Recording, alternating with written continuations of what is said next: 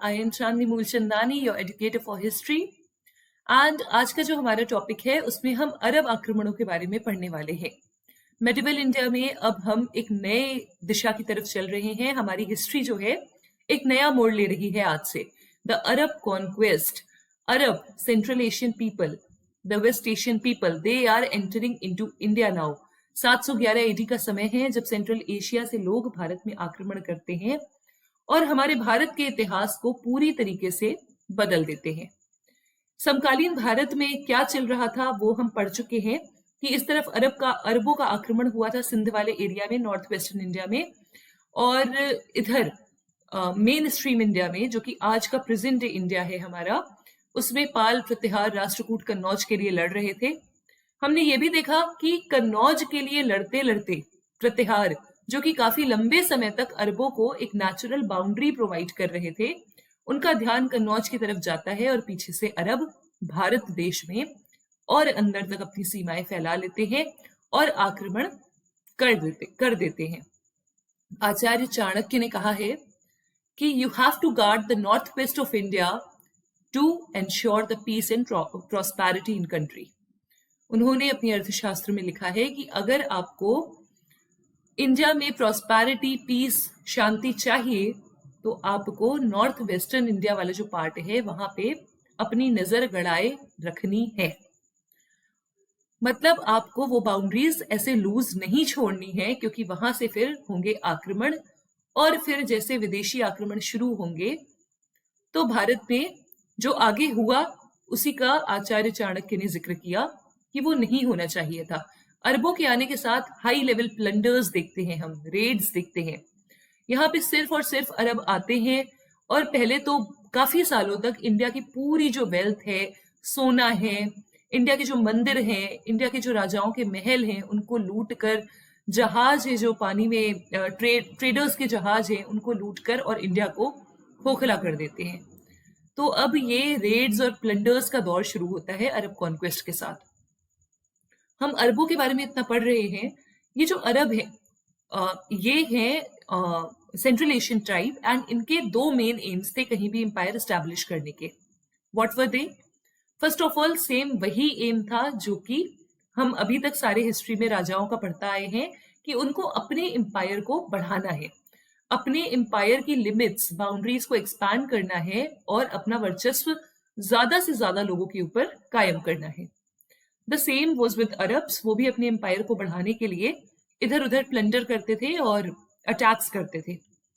Second one was, इनको करना है अपने धर्म इस्लाम का प्रचार। इस्लाम के प्रचार प्रसार के लिए ये अलग अलग देशों में, अलग अलग जगहों पे, टेरिटरीज पे अटैक करते थे और वहां के लोगों को इस्लाम धर्म का अनुयायी बनाने का प्रयास करते थे। तो जब हम अरबों के बारे में पढ़ रहे हैं तो सबसे पहले हमें थोड़ा कुछ जानना है इस्लाम के बारे में, कि इस्लाम का ओरिजिन क्या है और कैसे वो इस्लाम अपनी जर्नी तय कर करके ये अरब की जो डायनेस्टीज हैं, एबसिड एम्पायर है, उमायद एम्पायर है, यहाँ तक पहुंचता है। तो थोड़ा सा हम इस्लाम के बारे में पहले पढ़ेंगे और इस्लाम के प्रॉफिट मोहम्मद की डेथ के बाद जो कैलिफेट सिस्टम आया उसके बारे में थोड़ा सा जानेंगे कि वो क्या है, कैसे अरब का जो देश है वहां पे अलग अलग डायनेस्टीज आई और वो राज करने लगी। अब से देखिए हमारी जो हिस्ट्री है वो एक कंप्लीटली अलग मोड़ ले रही है। अभी तक हम वैदिक संस्कृत, वैदिक लिटरेचर, संस्कृत लैंग्वेज और वेद, पुराण, कास्ट सिस्टम ये पढ़ रहे थे। अब हमारी हिस्ट्री एक कंप्लीटली नया मोड़ लेने वाली है। अब हमारे इंडिया में एंटर कर रही हैं सेंट्रल एशियन ट्राइब्स, जिनका कल्चर अलग है, जिनका रिलीजन अलग है, जिनका वे ऑफ रूलिंग अलग है। उनके जो राजा हैं they were responsible to the caliphate. जो इंडिया में राजा रूल कर रहे हैं वो है सुल्तान, वो अपने कैलिफेट को, जो कि अरेबिया में बैठे हैं, उनको आंसरेबल है। तो ये पूरा सिस्टम जो है अब पूरे भारत देश की हिस्ट्री को बदल देगा। तो देखते हैं हम कि कैसे इस्लाम का ओरिजिन होता है एंड कैसे कैलिफेट सिस्टम डेवलप होता है। Let us start today's session. सबसे पहले देखिए, ये आपको दिख रहा है सऊदी अरेबिया में मक्का, एंड दिस इज मदीना। ये दोनों बहुत ही इंपॉर्टेंट रिलीजियस प्लेसेस हैं आज भी इस्लाम धर्म के अनुयायियों के लिए। मक्का मदीना हज करने जाते हैं वो। फाउंडर है इस्लाम के प्रॉफिट मोहम्मद। इस्लाम का जन्म होता है मक्का अरेबिया में। प्रॉफिट मोहम्मद जब 52 वर्ष की आयु थी उनकी, 52 ईयर्स ओल्ड थे वो, तो वो 622 एडी का समय है, वो मक्का से जाते हैं मदीना। पहले वो मक्का में रहते थे और मक्का में उन्होंने इस्लाम का प्रचार प्रसार किया। वहां के जो लोकल लोग हैं उसमें से कुछ लोगों ने उनका ऑपोज करना शुरू किया और उनको मारने की साजिश की जा रही थी। तो उसी को अवॉइड करने के लिए ही वेंट टू मदीना। वो मक्का से मदीना जाते हैं 622 एडी में, और मदीना जाकर के वो लिखते हैं कुरान शरीफ, the holy book of Islam. Medina जाकर के वो कुरान शरीफ लिखते हैं जो कि अरबिक भाषा में है। एंड यही समय है 622 एडी का जब से हिजरा एरा शुरू होता है। हम कैलेंडर्स में पढ़ चुके हैं कि अलग अलग कैलेंडर्स हैं जिसमें हिजरा एरा एक है। That is to commemorate this journey of Prophet Muhammad. 622 AD is the era, zero year for that Hijra era. ये यहाँ पे अरबिक में कुरान लिखते हैं, याद रखिएगा। नेक्स्ट इज 8 साल के बाद वो वापस लौटते हैं मक्का और वहीं पे उनकी मृत्यु हो जाती है। 632 एडी का समय है ये। अब जब प्रॉफिट मोहम्मद की मृत्यु होती है तो देखने को हमें क्या मिलता है कि इनका कोई मेल हायर नहीं है, इनका कोई डिसेंडेंट नहीं है, मतलब इनका कोई वंशज नहीं है। तो यही समस्या हम पूरे इतिहास में देखते हैं, जो भी धर्म हमने अभी तक पढ़ा, बुद्धिज्म, जैनिज्म, कि जो उसके प्रीचर हैं उनकी मृत्यु के बाद उनके अनुयायियों में होता है झगड़ा। ठीक वैसा ही यहाँ भी होता है, जैसा हमने बुद्धिज्म में पढ़ा हीनयान महायान में बंटता है, वो जैनिज्म में पढ़ा श्वेतांबर दिगंबर में बंटता है। तो प्रॉफिट मोहम्मद भी किसी को बता के नहीं कहते कि उनके बाद उनकी सत्ता कौन संभालेगा। सत्ता नहीं, उनकी जो उनकी पोजीशन थी रिलीजियस स्पिरिचुअल लीडर वाली, वो कौन संभालेगा। तो उनकी मृत्यु के बाद उनके जो फॉलोअर्स हैं उनके बीच में क्लैशेस होने लगते हैं और दो मेजरली सेक्ट्स हमारे सामने आते हैं। एक है अबू बकर को कहते हैं ये लोग कि अबू बकर जो कि प्रॉफिट मोहम्मद के काफी क्लोज थे और फ्रेंड थे, उनके साथ ही ये हिजरत की जो जर्नी है 622 एडी में मक्का से मदीना, प्रॉफिट मोहम्मद ये अबू बकर के साथ ही तय करते हैं, उनके साथ ही जाते हैं। तो एक सेक्ट है, एक ग्रुप ऑफ पीपल है, वो कह रहे हैं कि अबू बकर जो कि उनके मित्र हैं, उनके अनुयायी हैं, उनके बहुत ही करीबी हैं, ये अगले प्रॉफिट होंगे। वो अबू बकर को अगला प्रॉफिट बनाने के फेवर में थे। और दूसरा ग्रुप है वो कहता है कि अली जो कि प्रॉफिट मोहम्मद के सन इन लॉ थे, दामाद थे, ये अगले सक्सेसर बनेंगे, अगले प्रॉफिट बनेंगे। इनके बीच में झगड़े होते हैं और ये जो अबू बकर को फॉलो करने वाला सेक्ट है ये है सुन्नी सेक्ट, एंड ये कहलाते हैं अली को फॉलो करने वाले शिया सेक्ट। सुन्नी और शिया के बीच में जो झगड़ा होता है उसमें अंततः सुन्नी सेक्ट को विजय मिलती है। अबू बकर अगले खलीफा बनते हैं। खलीफा या कैलिफ इज खलीफा और caliph is the leader, spiritual leader of Islamic committee, spiritual leader of Islamic community, Islam के लीडर। प्रॉफिट वाली पोस्ट नहीं है, कैलिफ इज द लीडर। और कैलिफेट जो वर्ड हम आगे पढ़ेंगे वो है उनका एरिया, जितने एरिया पे वो रूल कर रहे हैं उसको कैलिफेट कहा गया, और जो रूल कर रहे हैं वो राजा या वो लीडर, उनको कैलिफ कहा गया। सुन्नी कम्युनिटी कहती है कि अबू बकर अगले कैलिफ हैं, और फिर बाकी हम आगे भी देखेंगे कि अली फोर्थ कैलिफ बनते हैं। तो अभी फिलहाल अबू बकर कैलिफ बनते हैं जो कि इस्लामिक कम्युनिटी के लीडर, इस्लामिक कम्युनिटी उनको अपना लीडर मानती है। अब हमें पढ़ना है कैलिफेट के बारे में जो कि अबू बकर का लीनिएज है, तो इसीलिए हम सुन्नी सेक्ट के बारे में ही पढ़ेंगे। The lineage of Sunni sect is, अब क्या हो रहा है यहाँ पे, सबसे पहले राशिदुन कैलिफेट आ रहा है। 632 से 661 एडी का समय है कि ये कैलिफ्स जो हैं, बहुत सारे कैलिफ्स, एक caliphate, caliphate is the area, एक एरिया पे बहुत सारे कैलिफ्स रूल करते थे। नियरली राशिदुन कैलिफेट में 4 कैलिफ्स थे, तो बहुत सारे कैलिफ्स एक कैलिफेट को रूल कर रहे थे। 632 से 661 एडी का समय है जब राशिदुन कैलिफेट रूल कर रहे हैं। फिर अगले हैं उमायद कैलिफेट, इनका समय काल है 661 से 750 एडी, और फिर उसके बाद है एबिसिड कैलिफेट जिनका समय है 750 से 1258 एडी। उमायद कैलिफेट जो है, उनके कैलिफ हैं उस समय हजाज मंसूर। हजाज मंसूर। देखिए, हमें अरब कॉन्क्वेस्ट पढ़ना है, इस्लाम को डिटेल से अगर आपको कवर करना है तो अलग से लेक्चर बना करके आपको बता दिया जाएगा। वैसे it is not a part of at least medieval India. तो अभी हमें अरब कॉन्क्वेस्ट पढ़ना है। उसके लिए आप इतना जानिए कि उमायद कैलिफेट जो है, उसके कैलिफ थे उस समय हजाज मंसूर, और उनके कमांडर थे मोहम्मद बिन कासिम। हजाज मंसूर का जो एरिया है, वहां से उनके ट्रेड रिलेशंस पूरे साउथ ईस्ट एशिया में प्रिविलेंट थे। यहाँ पे suppose this is the area of Hajjaj Mansur, not this, ये एरिया है हजाज मंसूर का। यहाँ से Ceylon, that is present day Sri Lanka, वहां इनके ट्रेड रिलेशंस थे। ये इंडिया के नीचे श्रीलंका का एरिया है, वहां पर सिलोन के राजा एक जहाज गिफ्ट से भर करके, ट्रेड का एक जहाज आता है, उसमें वो गिफ्ट्स भेजते हैं हजाज मंसूर के लिए। वो जहाज को यहाँ पे लूट लिया जाता है, दिस साइड। और इस समय ये सिंध का एरिया है जहां पे इस एरिया में, ये सिंध का एरिया है, राजा दाहिर सेन राज कर रहे हैं। इनके जहाज को जब लूटा जाता है तो राजा दाहिर सेन चुप्पी साध लेते हैं, वो कुछ नहीं करते हैं, वो शांत होते हैं। इससे हजाज को काफी ज्यादा गुस्सा आ जाता है और वो अपने कमांडर को, मोहम्मद बिन कासिम जिनका नाम है, भेजते हैं सिंध के ऊपर अटैक करने के लिए, अपना गुस्सा निकालने के लिए। कुछ हिस्टोरियंस का कहना है कि दाहिर सेन के एक्शन ना लेने से नाराज होके हजाज भेजते हैं कासिम को। कुछ हिस्टोरियंस का कहना है कि ये ऑलरेडी ही उमायद कैलिफेट इंडिया के जो प्रोस्पैरिटी है उसकी तरफ अट्रैक्टेड थी। इंडिया की जितनी भी वेल्थ है वो बहुत ही पॉपुलर थी। हमारे मंदिर सोनों से भरे हुआ करते थे उस समय, सोने से। तो गोल्ड ऑर्नामेंट्स सारे, और जो गोल्ड की जितनी भी चीजें हैं वो मंदिरों में लोग भेंट करते थे, और मंदिर हमारे मेन सेंटर होते थे इकोनॉमी के। तो ये मोहम्मद बिन कासिम जो है वो वेल्थ लूटने आए थे, कुछ हिस्टोरियंस का ऐसा कहना है।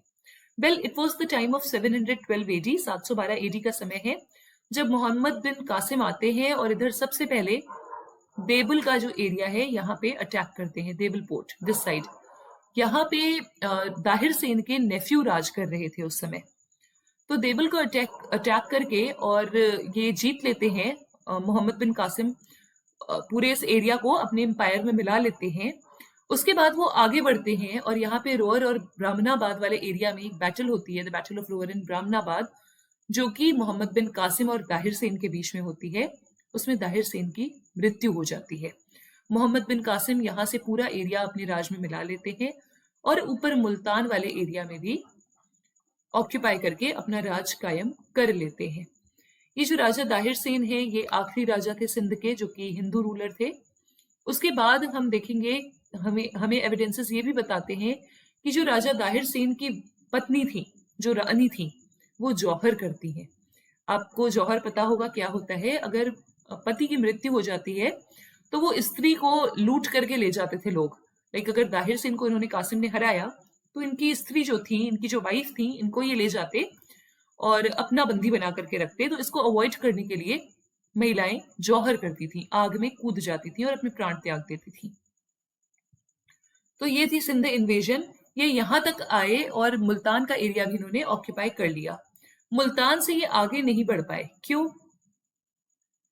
नागभट्ट प्रथम यहाँ पे कौन थे?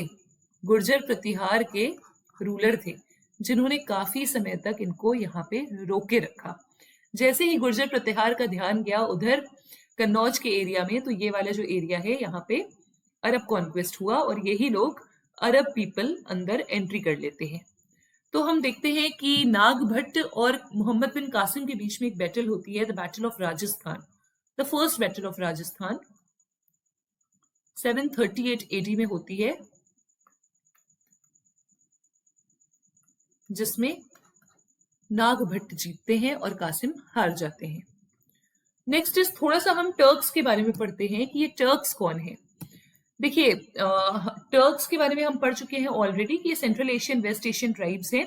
सेंट्रल एशिया और वेस्ट एशिया का जो एरिया है दिस साइड, ये अफगानिस्तान एंड ये खोरसन ट्रांस ऑक्शियन एरिया है, ऑक्सस नदी यहाँ पे बह रही थी, यहाँ का जो एरिया है यहाँ पे जो लोग रहते थे उनको टर्क्स कहा गया। टर्क्स बेसिकली ऐसा नहीं है कि सारे के सारे टर्क्स मुस्लिम्स थे।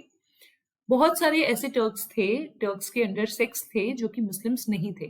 पहले क्या था, ये सब मुस्लिम थे ही नहीं, ये सब सिर्फ टर्क्स के नाम से जाने जाते थे। Over the period of the time हम देखते हैं जैसे इस्लाम का प्रचार प्रसार बढ़ता है, इनमें से कुछ लोग इस्लाम को फॉलो कर लेते हैं और वो मुस्लिम टर्क्स या फिर इस्लामिस्ट टर्क्स कहे जाते हैं। ओके, ये टर्क्स किस लिए प्रसिद्ध हैं? ये एक्सीलेंट हॉर्समैन थे, इनके पास बहुत ही बेहतरीन क्वालिटी के घोड़े थे और इनको राइडिंग भी बहुत ही अच्छे से आती थी, प्लस इनकी आखिरी स्किल्स थी ऑन हॉर्स बैक। मतलब इनको वेपन्स के साथ खेलने तो आ ही रहा है, प्लस ये घोड़ों के ऊपर बैठ करके अपनी आखिरी को यूज करना जानते थे। जैसे अगर किसी को आपको मारना है, आप घोड़े पे सवार हैं, घुड़सवारी कर रहे हैं, घोड़े को दौड़ा रहे हैं अपने टारगेट के पीछे, और चलते चलते आपको कैसे मारना है उसको, व्यक्ति को, ये इनको आता था। कि इनके पास वो तीर कमान हुआ करते थे, चलते चलते इन्होंने किसी व्यक्ति को मारा, उनका सामान लूटा और ये आगे बढ़ गए। मतलब इतना समय नहीं दिया सामने वाले को कि सामने वाला रिटेलिएट कर पाए, या फिर इनकी जो स्पीड थी वो ऐसे आते थे और जाते थे कि मतलब किसी को समझ में ही नहीं आता था कि ये क्या हुआ। बिल्कुल इतनी एक्सीलेंट स्किल्स थी इनकी आखिरी की, घोड़े पे बैठे बैठे सारे लोगों को मार करके सामान लूट करके तुरंत ये भाग भी जाते थे। तो इनका एक फीचर था, ये प्लंडरिंग में बहुत ज्यादा इंटरेस्टेड थे। रेड्स, प्लंडरिंग, लूटपाट, सिर्फ प्लंडरिंग के लिए ही ये प्रसिद्ध थे और ये अपनी एक्सीलेंट आखिरी स्किल्स का फायदा उठाते थे। और क्या करते थे, जो भी इधर हम अभी आगे देखेंगे, इधर कैलिफेट वाला जो एरिया है वहां पर ये आते थे। कैलिफेट को इन्होंने बहुत ज्यादा परेशान कर रखा था। कैलिफ को आते थे अपने घोड़ों के साथ, उनके पूरे सामान लूटते थे और तुरंत भाग जाते थे। कैलिफ के पास इतना समय नहीं होता था कि ये रिटेलिएट कर पाए या सोच पाए कि इनको कैसे पकड़ा जाए। ओके, अभी देखिए ये टर्क्स जो हैं, ये एबिसिड एम्पायर 9th सेंचुरी एडी में यहाँ पे फैला हुआ है। Abbasid empire is this side, Turks इधर रह रहे हैं। और टर्क्स देखिए पहले अभी इंडिया में आक्रमण कर चुके हैं। जो हमने शार्क्स पढ़े, जो हमने हुंड्स पढ़े, ये सब टर्क पीपल ही थे, टर्क ही थे ये जो इंडिया आए थे। तो अब क्या हो रहा है, ये एबिसिड एम्पायर में 9th सेंचुरी का समय है, टर्क्स की रेड्स बहुत ज्यादा बढ़ती जा रही हैं, बहुत ही ज्यादा बढ़ती जा रही हैं। अब ये टर्क्स की रेड से कैलिफेट बहुत ज्यादा परेशान हो गए हैं। इन्होंने क्या किया, कैलिफ ने इन टर्क्स में से ही कुछ ऐसे थे जिन्होंने आगे चल के इस्लाम को फॉलो कर लिया। मैंने आपको बताया ना, इस्लामिस्ट टर्क्स। इन इस्लामिस्ट टर्क्स ने सबसे पहले एंट्री ली एबिसिड एम्पायर में रेड करते हुए। टर्क सबसे पहले कर रहे हैं रेड, फिर जब वो इस्लाम में कन्वर्ट हो जा रहे हैं तो एबिसिड एम्पायर में वो एज आ रहे हैं पैलेस गार्ड्स, महलों के गार्ड्स बन के आ रहे हैं। फिर मर्सनरी सोल्जर बन के आ रहे हैं। मर्सनरी सोल्जर मतलब कि जब भी राजा को जरूरत हो रही है तो वो सोल्जर बुला रहे हैं लड़ने के लिए। कैलिफ को, राजा हम यूज नहीं करेंगे, कैलिफ को जब भी जरूरत है सोल्जर्स की तो वो सोल्जर्स को बुला रहे हैं। लेकिन मर्सनरी सोल्जर मतलब कि उनका एक नेचर था कि वो पैसे के लिए लड़ते थे।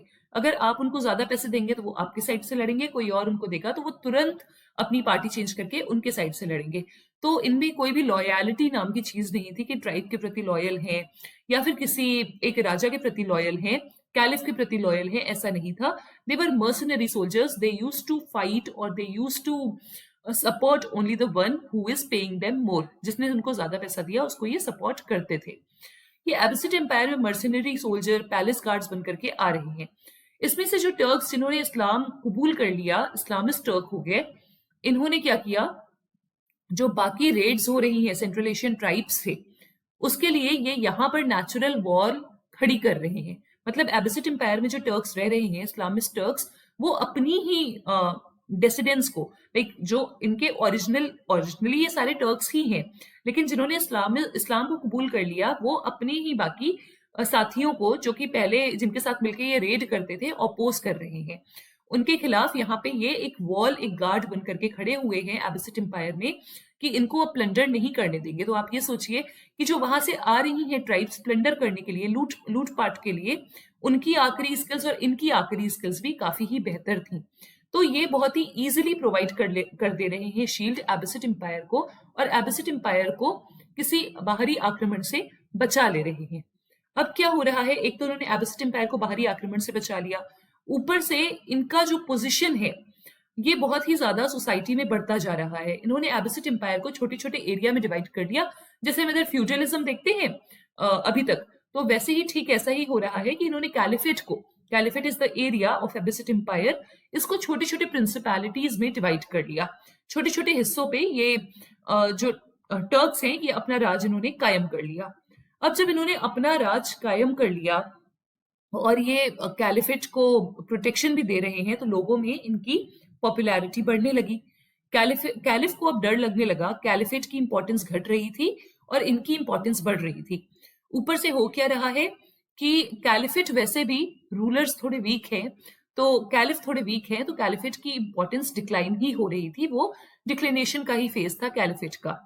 उसमें ये टर्क्स को, जो इस्लामिस्ट टर्क्स हैं, उनको उनकी इंपॉर्टेंस बढ़ते देख करके कैलिफेट सोच रहे हैं कि ऐसा क्या किया जाए कि लोग कैलिफेट की जो इंपॉर्टेंस है, जो ग्लोरी है, उसको मानने लगे और वो वापस कैलिफेट की ग्लोरी आ जाए।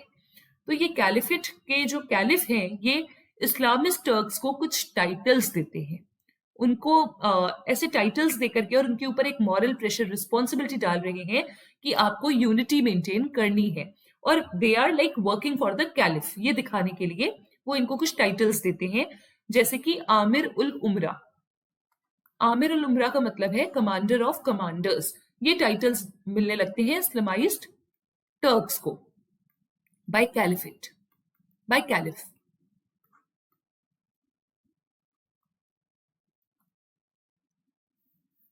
ये जो नए रूलर हैं, ये पहले तो आमिर का टाइटल ले रहे हैं, ये नए रूलर हो गए, छोटी छोटी प्रिंसिपैलिटी के, ये ले रहे हैं पहले आमिर का टाइटल, लाइक द कमांडर का टाइटल। धीरे धीरे ये और ज्यादा पावरफुल होते जा रहे हैं और ये सुल्तान का टाइटल इनको मिल जा रहा है। जब इनको सुल्तान का टाइटल मिल जा रहा है और ये एक बड़े एरिया पे रूल करने लग रहे हैं, हम देखेंगे आगे आने वाले समय में यही सुल्तान जो हैं, जो इंडिया आते हैं और यहाँ पे ये कहलाए तो सुल्तान जाते हैं, लेकिन इनका जो एलिजेंस है वो ये कैलिफ के ही अंडर आते हैं। ये सुल्तान सॉवरेन रूलर नहीं है, एटलीस्ट थ्योरेटिकली। इसका मतलब ये है कि कम से कम सुल्तान्स को एलिजेंस पे तो करना ही था कैलिफ को, भले वो करें या ना करें, वो पावरफुल होते जा रहे थे, पर वो कैलिफ के ही अंडर थे, और जो मेन एलिजेंस था वो कैलिफ को इनको पे करना होता था। मतलब ये कैलिफ के अंडर आ रहे हैं, सॉवरेन रूलर नहीं है, इनकी खुद की कोई पावर्स नहीं है, इनको जितना कैलिफ कह रहे हैं वही ये कर सकते हैं। अब होती है एबिसिड एम्पायर का पतन, डिक्लाइन। एबिसिड एम्पायर के डिक्लाइन के बाद हम देखते हैं एक नया एम्पायर आता है, नई डायनेस्टी आती है, Samanid empire. The new empire of Samanid took over. See this is the area, यहाँ पे सैमनिड एम्पायर है। ये एबिसिड एम्पायर का एरिया था छोटा सा, सैमनिड एम्पायर का एरिया बहुत ही बड़ा है, और एबिसिड एम्पायर का एरिया जो है, उनका रूल डाउनफॉल हो रहा है, सैमनिड एम्पायर का वर्चस्व बढ़ रहा है। और वैसे भी ये समय बहुत ही ज्यादा टर्मोइल वाला था, काफी नाजुक समय था। उधर सिया सुन्नी जो है उनमें झगड़ा चल रहा है, इधर टर्क्स और जो इस्लामाइज टर्क्स हैं, टर्क्स के ही निकले हुए ग्रुप हैं, इनमें झगड़ा चल रहा है। इस्लामाइज टर्क्स की भी जो नीयत है वो वही है, प्लंडर और रेड करने वाली, जो यहाँ पे सुल्तान बन चुके हैं। यही इस्लामाइज टर्क्स यहाँ पे अभी सुल्तान बन चुके हैं, लेकिन इनकी नीयत में अभी भी प्लंडरिंग, रेड ही है, तो ये अपनी कैलिफ के प्रति लॉयल नहीं हो पा रहे हैं।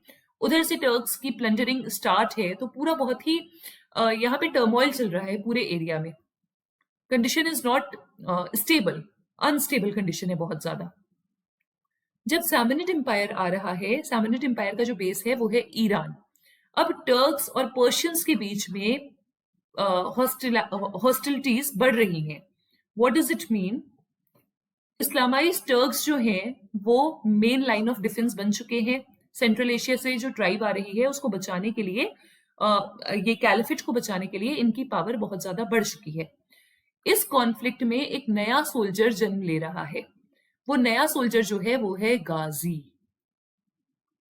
एंड गाजी is not a part of regular standing army but an auxiliary force. गाजी जो है वो स्टैंडिंग आर्मी का सोल्जर नहीं है, बल्कि ये असिस्टिंग फोर्स है। ये हेल्प कर रहा है आर्मी की कोई भी युद्ध लड़ने में, कोई भी अटैक को कंप्लीट करने में। Even these Islamized Turks were nurturing the ambition to plunder and rule the empire.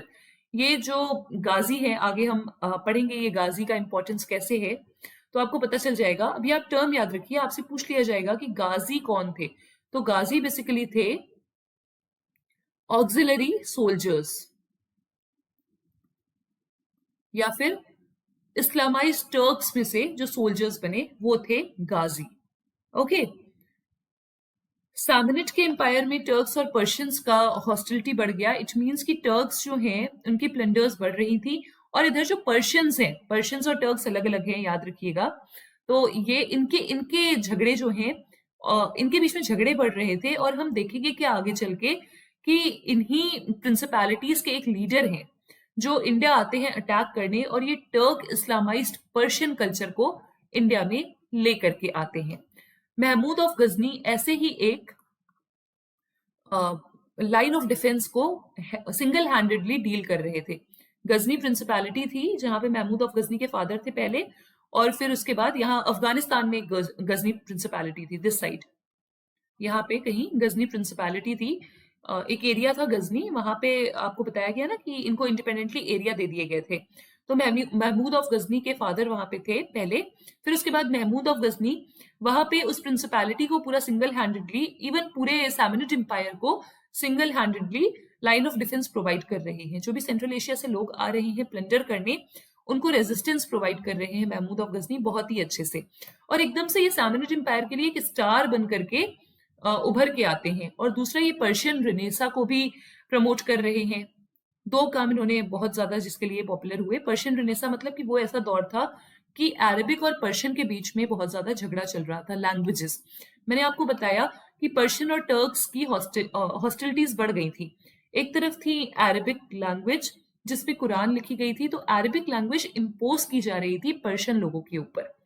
Persian लोगों की जो लैंग्वेज थी पर्शिया के लोगों की जो लैंग्वेज थी पर्शियन, उसकी इंपॉर्टेंस कम हो रही थी। और ये महमूद ऑफ गजनी जो है, इन्होंने इसी इंपॉर्टेंस को वापस लाया, पर्शिया को का प्रचार प्रसार बढ़ाया, और अरबिक जो इम्पोज की जा रही थी उसको, इम्पोजिशन को हटाया। तो इसीलिए इन्हें कहा जाता है कि इन्होंने पर्शियन रिनेसा को लीड किया। रिनेसा इज रीबर्थ,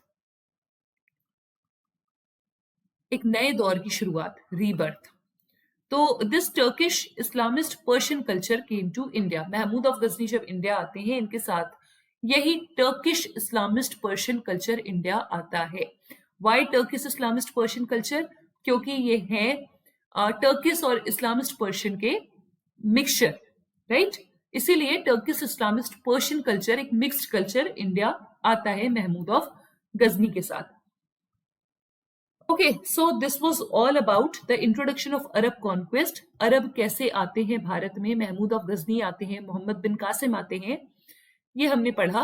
अभी हम और डिटेल में आगे एबसिड एम्पायर को डिटेल से कवर करेंगे कि एबसिड एम्पायर के समय में क्या होता है, और आखिरकार महमूद ऑफ गजनी कैसे इंडिया में आते हैं, कितनी बार प्लंडर करते हैं, और कौन कौन से टेम्पल्स को, कौन कौन से मोनेस्ट्रीज को लूट करके लेके जाते हैं। So this was all for today. Thank you so much.